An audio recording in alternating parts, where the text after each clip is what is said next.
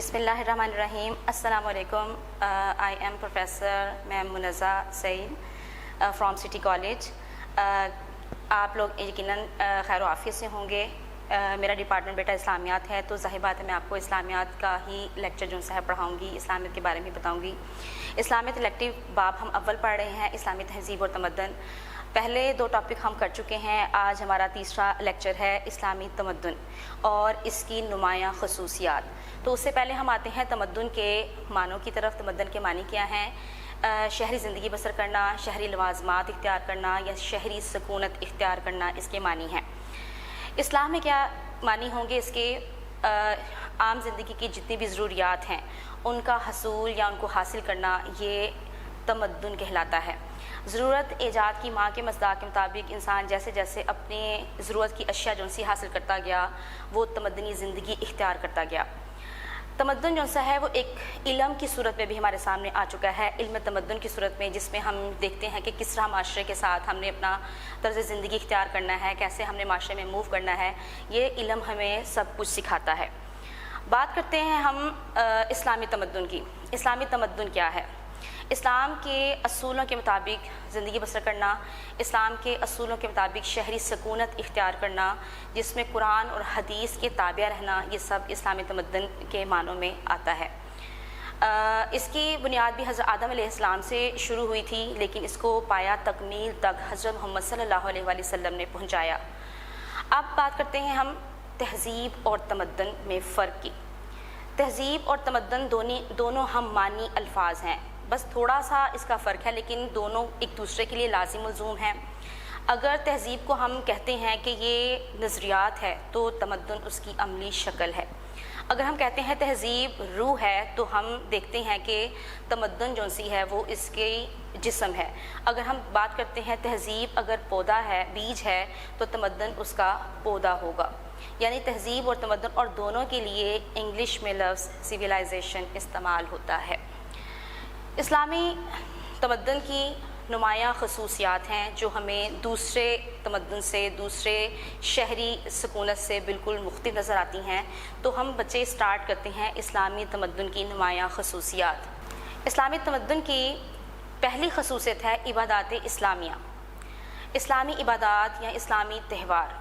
हमारी इबादात में अरकान इस्लाम, नमाज, रोज़ा, हज, ज़कात, उसके अलावा अज़ान, ईदैन, ये सब चीज़ें इसमें शामिल हो जाती हैं, जो कि हमारे तमद्दुन को, हमारी शहरी सकूनत को एक नुमायाँ शक्ल देती हैं। ये बात दुरुस्त है कि नबी मोहम्मद सल्लल्लाहु अलैहि वसल्लम जिस वक्त मदीना तशरीफ़ लेकर गए थे, वहाँ पर त्यौहार भी आपके सहाबा ने यहूद में देखे और इस तरह उनकी इबादात भी देखी। लेकिन हज़ूर अकरम सल्लल्लाहु अलैहि वसल्लम ने वहाँ पर बुनियाद डाली मस्जिद की, जो कि बुनियादी जगह है, बुनियादी वजह है, इस्लामी इबादत का मरकज़ है। आप सल्लल्लाहु अलैहि वसल्लम के इस कौल से भी इस बात का अंदाज़ा हो जाता है अहमियत का कि आप सल्लल्लाहु अलैहि वसल्लम ने जब जहाद के बारे में कुछ असूल मुतारिफ़ करवाया, तो उसमें आपने कहा था किसी बस्ती या किसी इलाके में अगर तुम जाओ तो वहाँ पर रुको, ठहरो और इंतज़ार करो। अगर वहाँ पर अज़ान सुनाई दी जाए तो उस इलाके पर हमला मत करो, क्योंकि वो बस्ती या वो इलाका जो सा है मुसलमानों का है। तो ये इस्लामी इबादात जो सी हैं, ये हमारे इस्लामी तमद्दुन की शान समझ ली जाएँ या नुमायाँ खसूसियत समझ ली जाएँ। इसी तरह बाकी मज़ाहिब में, जैसे मैंने आपको बताया कि नबी सल्लल्लाहु अलैहि वसल्लम जब मदीना तशरीफ़ लेकर गए थे तो वहाँ पर त्यौहार देखे, जिस पर सहाबा कराम ने हज़ूर अकरम सल्लल्लाहु अलैहि वसल्लम से इस बात का तज़किरा किया कि उनके त्यौहार मनाए जाते हैं। तो आप मोहम्मद सल्लल्लाहु अलैहि वसल्लम ने कहा तुम्हारे लिए इससे बेहतर दो त्यौहार हैं, एक ईद उल फ़ितर है और एक ईद उल अज़हा। तो ये सारी इबादत जिसमें 5 वक्त की नमाज नज़र आती है, रोज़े रमज़ान के नज़र आते हैं, सालाना इज्तिमा हज का नज़र आता है, इसी तरह ईद मिलादुन नबी को भी इसमें शामिल किया जाता है, ये और ईद उल फ़ितर, ईद उल अज़हा, ये सब जिसमें इज्तिमा नमाज का बड़ा इज्तिमा होता है, ये सब हमारी इबादत इस्लामिया हैं।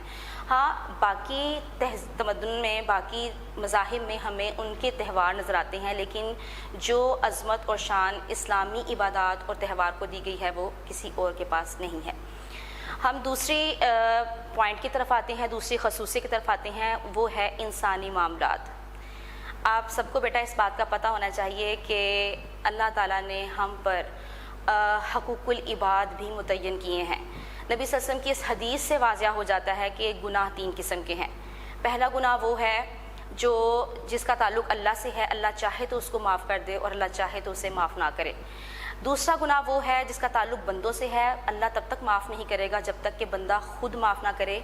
تیسرا شرک ہے جس کو اللہ ہرگز معاف نہیں کرے گا، یعنی کہ حقوق العباد یعنی انسانی معاملات یہ ہمارے اسلامی تمدن میں نظر آتے ہیں کہ کتنی اہمیت ہے۔ اس حدیث سے بھی واضح ہو جاتا ہے کہ اللہ اس شخص کو تب تک معاف نہیں کرے گا جب تک دوسرا بندہ اس کو معاف نہ کر دے جس کے ساتھ زیادتی کی ہے، جس کا حق طلب کیا۔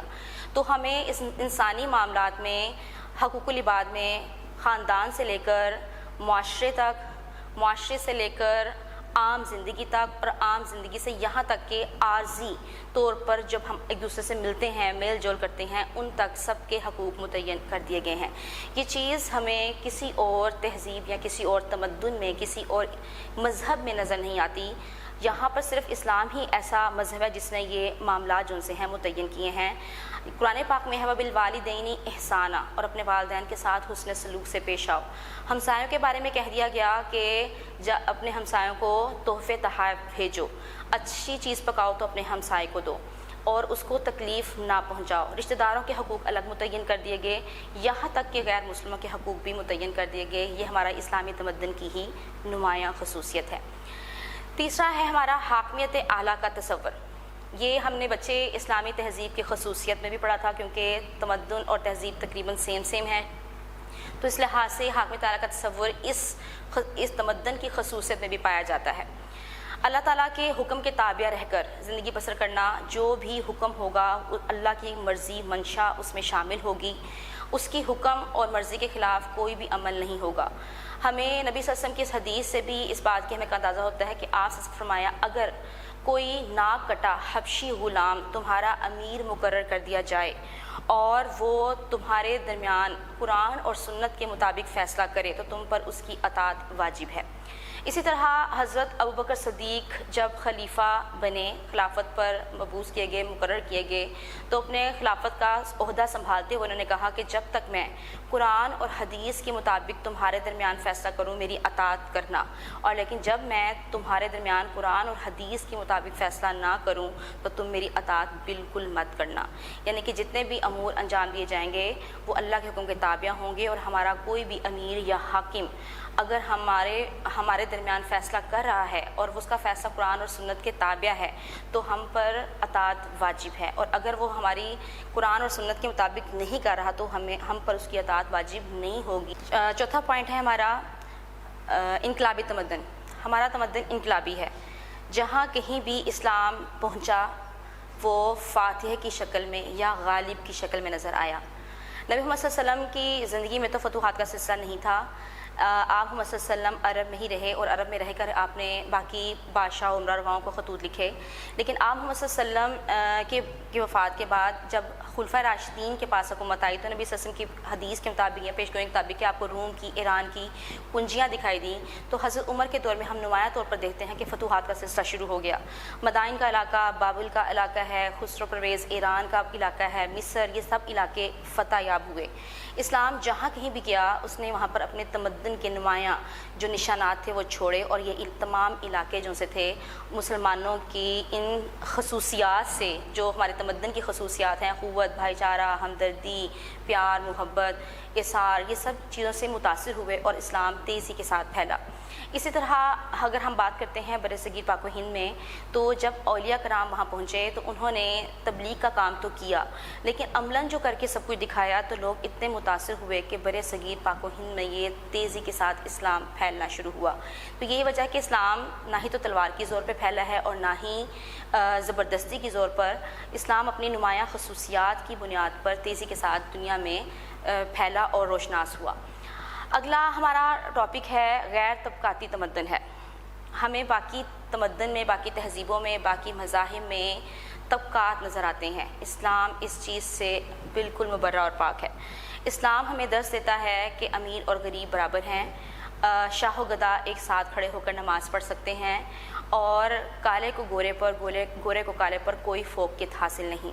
اگر ہم بات کرتے ہیں حضور اکرم صلی اللہ علیہ وسلم کی، تو آپ کے آزاد کردہ غلام حضرت زید بن حارثہ، جن کو آپ نے اپنا منہ بولا بیٹا بنایا ہوا تھا، جبکہ ہم جانتے ہیں کہ عرب میں اس وقت غلامی کا دور کس قدر عروج پر تھا.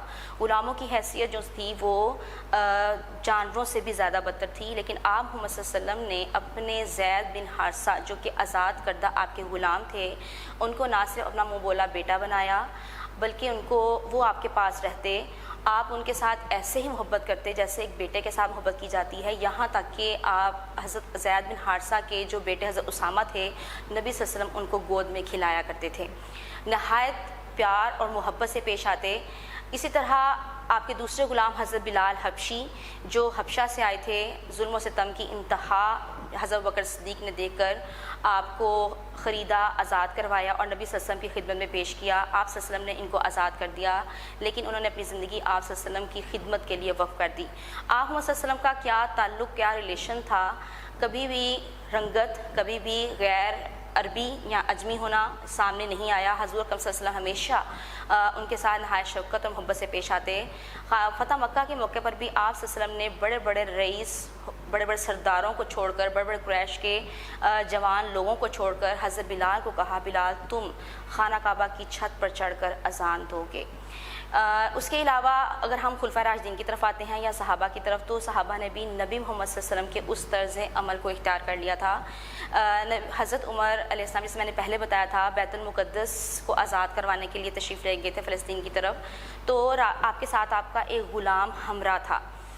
سواری ایک تھی جس کی وجہ سے باری لگ چکی تھی کہ آدھا راستہ تم بیٹھو گے، کچھ وقت تم بیٹھو گے اور کچھ وقت غلام جو سا ہے وہ بیٹھے گا. تو یہ باری پر حضرت عمر اور حضرت جو آپ کے غلام تھے وہ باری باری سواری پر اپنی جگہ تبدیل کرتے رہے اور اس علاقے تک پہنچے. یہ چیز ہمیں کسی اور تمدن میں نظر نہیں آتی، جبکہ باقی مذاہب میں، باقی تہذیبوں میں ہمیں فرق نظر آتا ہے امیر غریب کا اور چھوٹے بڑے کا، یہاں تک کہ چار ذاتوں کا بھی. اس کے علاوہ آتا ہے غیر مسلموں سے حسن سلوک. اسلامی تمدن کی جو خصوصیت ہے وہ غیر مسلموں کے ساتھ، جبکہ یہ باقی کہیں پر بھی نظر نہیں آتا. باقی مذاہب میں، باقی تہذیبوں میں، باقی تمدن میں غیر مسلموں کی کوئی حیثیت نہیں. اسلام نے آ کر ان کے حقوق بھی متعین کیے، ان کو ایک آزاد شہری کی حیثیت سے اپنے علاقے میں، اپنی ریاست میں جگہ بھی دی اور ان کو عزت اور احترام بھی عطا کیا. ہمیں نبی صلی اللہ علیہ وسلم کے دور میں بھی نظر آتا ہے، جیسے آپ محمد صلی اللہ علیہ وسلم کے سامنے ایک یہودی اور مسلمان اپنا معاملہ لے کر آتے ہیں اور آپ صلی اللہ علیہ وسلم جب معاملہ سنتے ہیں تو جو غلطی ہے یا جو قصور ہے وہ ایک مسلمان کا نکلتا ہے، جبکہ یہودی جو سا ہے وہ بے گناہ ہے، تو آپ یہودی کے حق میں فیصلہ دیتے ہیں. اسی طرح حضرت علی کے دور میں، دور خلافت میں، جب جرنیل نے پانی، دریا کا پانی غیر مسلموں کے لیے بند کر دیا تو ان لوگوں نے آ کر حضرت علی سے شکایت کی. حضرت علی نے فوراً ہی پانی کھولنے کی اجازت دے دی، جس پر جرنیل نے آ کر حضرت علی سے جھگڑا کرنا شروع کر دیا کہ آپ نے ان کے لیے پانی کیوں کھولا. آپ نے جواب دیا کہ میں اس بنیاد پر کہ وہ ہمارے دشمن ہیں یا غیر مسلم ہیں کسی کے لیے کھانا اور پینا نہیں روک سکتا. حضرت عمر کی مثال ہم سب کے سامنے ہے کہ آپ کے دور میں کچھ مسلمان جب فتوحات کا سلسلہ جاری تھا تو ایک عیسائیوں کے علاقے میں گرجا گھر، چرچ جو سا تھا وہ مسمار کر دیا گیا. ان لوگوں نے آ کر حضرت عمر سے اس بات کی شکایت کی، جس پر آپ نے بیت المال سے مال اٹھا کر ان کا چرچ تعمیر کروایا اور تنبیہ کی کہ کسی کی مذہبی عمارت کو یا مذہبی جو جگہ ہے اس کو نقصان نہیں پہنچایا جائے گا. تو یہ نظر آتا ہے کہ غیر مسلموں کے جو حقوق ہیں یا ان سے حسن سلوک صرف ہمیں اسلامی تمدن میں ہی نمایاں طور پر نظر آتا ہے. 7واں پوائنٹ ہمارا آتا ہے رہن سہن اور لباس. جبکہ ہم پہلے پڑھ چکے ہیں کہ اسلام جو سا ہے ایک سادگی کا درس دینے والا اور صاف ستھرا پاکیزگی والا مذہب ہے. اگر ہم بات کرتے ہیں لباس کی، لباس کو سادہ کہا گیا لیکن صاف ستھرا لباس پہننے کا اہتمام کیا گیا، اور ایسا لباس جس میں کسی بھی صورت میں جسم نمایاں طور پر نظر نہ آئے. نہ صرف خواتین کے لیے بلکہ مرد حضرات کے لیے بھی غضا باسرا اپنی نگاہیں نیچے رکھنے کا حکم دیا گیا. سر پر ٹوپی یا عمامے کا اہتمام کا حکم دیا گیا، خصوصی طور پر عبادت یا نماز کے وقت. اس طرح احکام پردہ کے موقع پہ ہم دیکھتے ہیں کہ احکام پردہ کے بعد خواتین کے لیے خصوصی طور پر کہہ دیا گیا کہ اپنی اوڑھنیاں جو سی ہیں وہ اپنے آگے ڈالیں. لباس کا خصوصی طور پر اہتمام کیا گیا. اور اگر ہم بات کرتے ہیں رہن سہن کی، تو ہمارا رہن سہن نہایت سادہ لباس، سادہ خوراک اور سادہ طرز زندگی، یہ ہماری اسلامی تمدن کی نمایاں خصوصیت ہے، جبکہ ہمیں باقی مذاہب میں، باقی تہذیبوں میں اور تمدن میں یہ چیز نظر نہیں آتی. 8واں پوائنٹ ہے منصفانہ اور عادلانہ تمدن. یہ چیز بچے ہم عدل و انصاف اسلامی تہذیب کی خصوصیت میں بھی پڑھ چکے ہیں. یہ تمدن کی بھی نمایاں خصوصیت ہے کیونکہ کوئی بھی معاشرہ کوئی بھی گروہ کامیاب نہیں ہو سکتا جب تک کہ اس میں عدل اور انصاف موجود نہ ہو. قرآن پاک میں بھی ہے کوئی دشمن تمہیں اس بات پر آمادہ نہ کرے کہ تم ان کے درمیان عدل نہ کر سکو. اعدلوا هو اقرب للتقوی، عدل کرو یہ تقوی سے قریب تر ہے. نبی صلی اللہ علیہ وسلم کی مثال آپ جان چکے ہیں. اسی طرح اگر ہم صحابہ کی طرف آتے ہیں تو حضرت عمر کی مثال سب سے نمایاں ہوگی کیونکہ نبی محمد صلی اللہ علیہ وسلم کے بعد جو شخصیت سب سے زیادہ عدل میں مشہور ہوئی وہ حضرت عمر علیہ السلام حضرت عمر رضی اللہ عنہ تھے. حضرت عمر کے دور میں ایک ایسا واقعہ پیش آیا جس میں ہمیں عدل کی واضح مثال مل جاتی ہے کہ مصر کے علاقے میں حضرت عبداللہ بن عمر بن عاص گورنر مقرر کیے گئے. ان کے بیٹے نے مصری لڑکوں کے ساتھ شرط لگائی دوڑنے کی. اب مصر کا جو لڑکا تھا، مصر میں رہنے والا لڑکا، وہ حضرت عبداللہ بن عمر بن عاص کے بیٹے سے جیت گیا، جس پر ان کو شکست محسوس ہوئی. انہوں نے سب کے سامنے کھڑا کر کے اس لڑکے کے منہ پہ تھپڑ مارا اور تھپڑ مارتے ہوئے کہا کہ میں معززین کا بیٹا ہوں، تم مجھے کیسے شکست دے سکتے ہو. حضرت عمر مدینے میں موجود تھے. وہ مصری وہاں سے سفر کرتا ہوا حضرت عمر کے پاس پہنچا. کیونکہ اس کے ساتھ زیادتی ہوئی تھی اس نے اپنی ساری بات حضرت عمر کو بیان کی. حضرت عمر نے جب اس کی ساری بات سن لی تو پھر حضرت عمر بن عاص کو وہاں مصر سے مدینہ بلا لیا اور بیٹے کے ساتھ. جب بیٹا اور گورنر حضرت عمر کے پاس پہنچ گئے تو حضرت عمر نے اس بیٹے سے ساری بات سنی. اس نے اس بات کو تسلیم کیا کہ ہاں اس نے تھپڑ مارا ہے کیونکہ اس سے اپنی شکست تسلیم نہیں ہوئی تھی یا قبول نہیں ہو رہی تھی. حضرت عمر نے مجمع کو اکٹھا کیا، مصری لڑکے کو اور گورنر کے بیٹے کو آمنے سامنے کھڑا کیا اور کہا مارو اس کے منہ پہ تھپڑ کیونکہ یہ معززین کا بیٹا ہے. پھر آپ متوجہ ہوئے عمر بن عاص کی طرف اور کہا تم نے کب سے لوگوں کو غلام بنانا شروع کر دیا ہے جبکہ ان کی ماؤں نے تو ان کو آزاد جنا ہے. اسی طرح حضرت علی کے دور میں بھی ہمیں نظر آتا ہے کہ حضرت علی کی ذرا بکتر چوری کی گئی. اب حضرت علی اس بات کے گواہ تھے کہ وہ ذرا بکتر ایک یہودی نے چوری کی تھی، لیکن ظاہر بات ہے معاملہ عدالت کا تھا تو یہ معاملہ عدالت میں ہی پیش کیا گیا. جب عدالت کے سامنے گئے تو قاضی نے گواہ مانگا. حضرت علی کے پاس صرف ایک غلام گواہ تھا. قاضی نے یہ کہہ کر فیصلہ مسترد کر دیا کہ غلام اور بیٹے کی گواہی مالک اور باپ کے حق میں ہے وہ قبول نہیں کی جائے گی. معاملہ اس یہودی کے حق میں چلا گیا اور وہی ذرا بکتر کا مالک قرار پایا. لیکن حضرت علی خلیفہ ہونے کے باوجود عدل کا مظاہرہ کرتے ہوئے، عدل اور انصاف کو دیکھتے ہوئے خاموشی کا اظہار کیا. اس طرح آگے ہمارا پوائنٹ آتا ہے 9واں، اتحاد اور یکجہتی. اللہ کا ہاتھ جماعت پر ہے. قرآن پاک میں ہے وَاعْتَصِمُوا بِحَبْلِ اللَّهِ جَمِيعًا وَلَا تَفَرَّقُوا، اللہ کی رسی کو مضبوطی سے پکڑ لو اور تفرقے میں نہ پڑو. اللہ کی رسی بے شک قرآن ہے.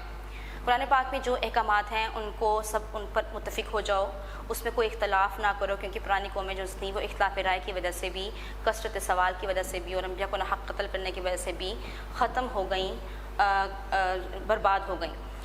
یہاں پر اگر بات کرتے ہیں تفرقے کی تو تفرقہ کیا ہے؟ ہمارا اسلام ہمیں فرقہ واری سے روکتا ہے. یہ چیز ہمیں اسلامی تمدن میں نظر آتی ہے کہ سب مسلمان جو سے ہیں وہ ایک یکجان جسم کی مانند ہیں. فرقہ واریت نبی صلی اللہ علیہ وسلم کی حدیث آپ سے فرمایا ہے کہ حوض کوثر پر جب میں اپنی امت کے لوگوں کو پانی پلاؤں گا تو بہت سے لوگ جو سے ہیں میرے قریب میرے پاس آئیں گے پانی پینے کے لیے، لیکن فرشتے ان کے اور میرے درمیان حائل ہو جائیں گے. تو جس پر پوچھنے پر بتایا جائے گا یہ وہ لوگ ہیں جنہوں نے آپ کے دین کے ٹکڑے کر دیے. یعنی اسلام فرقہ واریت کو بالکل بھی اجازت نہیں دیتا. صرف آپ صلی اللہ علیہ وسلم کی سنت اور قرآن پر عمل کرنے کا درس دیتا ہے. نبی صلی اللہ علیہ وسلم کی جو آخری وصیتیں تھیں ان میں ایک وصیت یہ بھی تھی کہ میں تمہارے درمیان 2 چیزیں چھوڑے جا رہا ہوں، ایک ہے قرآن اور دوسرا ہے سنت. اگر اس کو مضبوطی سے تھام لو گے تو کبھی گمراہ نہیں ہوگے. تو یہ خصوصیت جو سی ہے ہمیں صرف تمدن میں ہی، اسلامی تمدن میں ہی نظر آتی ہے کہ تمام مسلمان جو سے ہیں وہ اللہ اور رسول کے احکامات پر جو سے ہیں یکجان ہو جائیں، ان پر عمل کریں اور انہی کی پیروی کریں. 10واں پوائنٹ ہمارا آتا ہے اخوت اور مساوات. یہ چیز ہم اسلامی تہذیب کی خصوصیات میں بھی پڑھ چکے ہیں کہ اخوت کے معنی بھائی چارے کے ہیں اور مساوات کے معنی جن سے ہیں وہ برابری کے ہیں. نبی محمد صلی اللہ علیہ وسلم کی واضح حدیث کسی عربی کو اجمی پر اور کسی اجمی کو عربی پر، کسی کالے کو گورے پر اور کسی گورے کو کالے پر کوئی فوقیت نہیں سوائے تقویٰ کے. بھائی چارے کی مثال جو سی ہے مواقعات مدینہ کے موقع پر جو ثابت ہو چکی ہے وہ ہمیں کہیں اور نظر نہیں آتی. مساوات کی جو عملی شکل ہے وہ عملی مثال جو سی حضور اکرم صلی اللہ علیہ وسلم نے خود عملاً کر کے دکھائی. جیسے اس کی مثال غزوہ خندق کے موقع پر جب خندق کھودی جا رہی تھی تو تقریباً تمام صحابہ کے حصے میں 40 ہاتھ کا جو جگہ تھی وہ کھودنے کا مقرر کیا گیا. نبی محمد صلی اللہ علیہ وسلم نے اپنے لیے بھی 40 ہاتھ کی جگہ جو تھی وہ مخصوص کی. صحابہ نے کہا نبی محمد صلی اللہ علیہ وسلم ہم آپ کی یہ کام ہم خود کریں گے. آپ سے فرمایا میں تمہیں فرق کرنا پسند نہیں کرتا, میں اپنا کام خود کرنا پسند کرتا ہوں. اسی طرح آپ صلی اللہ علیہ وسلم نے اس خندق کی کھدائی کے موقع پر پیٹ پر 2 پتھر باندھے ہوئے تھے, جبکہ صحابہ نے ایک پتھر باندھا ہوا تھا, یہ دکھانے کے لیے کہ اگر تم نے 2 دن سے 3 دن سے کھانا نہیں کھایا تو میں بھی تمہاری طرح کھانا کھائے بغیر خندق کی کھدائی کر رہا ہوں. اسی طرح ہمیں نظر آتا ہے کہ آپ صلی اللہ علیہ وسلم ایک دفعہ سفر میں اپنے صحابہ کے ساتھ جا رہے تھے. راستے میں آپ کے صحابہ نے آپ کے ساتھ قیام کیا تو ایک بکری کا بچہ صحابہ کے پاس تھا. کہا کہ چلو کچھ پکا لیتے ہیں. تو صحابہ نے آپس میں ہی وہ کام جو سے تھے وہ بانٹ لیے. ایک صحابی نے کہا میں اس کو ذبح کرتا ہوں, دوسرے نے کہا میں اس کی کھال کھینچتا ہوں, اور تیسرے نے کہا میں اس کو پکاتا ہوں. لیکن نبی محمد صلی اللہ علیہ وسلم کے حصے میں کوئی کام نہ آیا تو آپ نے فوراً فرمایا میں لکڑیاں اکٹھی کرتا ہوں, جس پر آپ کے صحابہ فوراً بول اٹھے نبی محمد صلی اللہ علیہ وسلم آپ یہ کام کیوں کریں گے, ہم آپ کا یہ کام خود کریں گے. تو آپ نے پھر وہ فرمایا میں تمہیں فرق کرنا پسند نہیں کرتا, میں اللہ کا نبی ہوں, اپنی ہاتھ ہی کمائی کھانا پسند کرتا ہوں. بے شک اللہ کے نبی حضرت داؤد علیہ السلام اپنے ہاتھ ہی کمائی کھایا کرتے تھے. تو یہ خصوصیات اسلامی تمدن کی خصوصیات ہیں. یہ ہمیں کسی اور تمدن میں, کسی اور معاشرے میں, کسی اور شہری زندگی میں نظر نہیں آتی جو اسلام نے متعارف کروائی ہیں. اور بے شک اسلام ایک مکمل مذہب ہے جو لوگوں کو زندگی گزارنے کے تمام طریقے اور اصول بتاتا ہے, ایک مکمل ضابطہ حیات ہے. انشاءاللہ بیٹا میری ملاقات آپ سے اگلے لیکچر میں ہوگی. اللہ حافظ.